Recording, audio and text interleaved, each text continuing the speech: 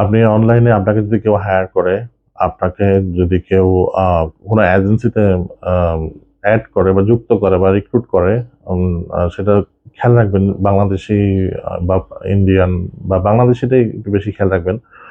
তো দেখবেন যে সেই এজেন্সির আসলে ভ্যালিডেট কতটুকু, তাদের কথাগুলো কিরকম, মানে আপনাকে তারা অ্যাডভান্স পে করবে না। সাধারণত বাংলাদেশে কেউ অ্যাডভান্স পে করে তাদের এজেন্সিতে নেয় না।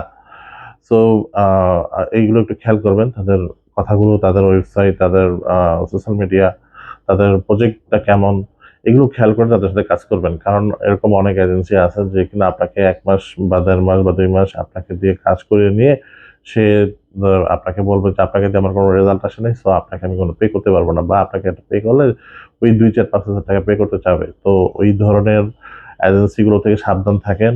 নিজের গুরুত্বপূর্ণ সময়ে অযথা অন্য কোনো জায়গায় ইনভেস্ট করবেন না। নিজে কাজ শিখুন, কাজ করুন।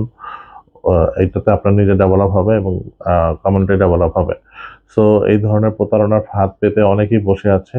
তো ওদের কাছ থেকে নিজেদেরকে সাবধানে রাখুন এবং যদি আপনি যুক্ত হন অবশ্যই কিছু আম বিষয়গুলো যেগুলো বললাম ওগুলো আপনি দেখে তারপর কনফার্ম হবেন এবং আপনি যেটা করতে পারেন ওদেরকে বলতে পারেন যে আমাকে যে রিক্রুট করতেছেন আমাকে একটা ইমেইল করেন, আপনি আপনার এমপ্লয়ি আমি। আপনি আমাকে একটা ইমেইল করেন অথবা আপনি আমাকে একটা পেপার দেন যেখানে আমি আপনার ভ্যালিড একজন এমপ্লয়ি। তাহলে সে কিন্তু ২ নাম্বার কিছু করার আগে সে কিন্তু চিন্তা করবে যে করবে কিনা। কারণ আপনি তো তার বিরুদ্ধে অ্যাকশন নিতে পারবেন না। আইনগত অ্যাকশন নিতে পারবেন।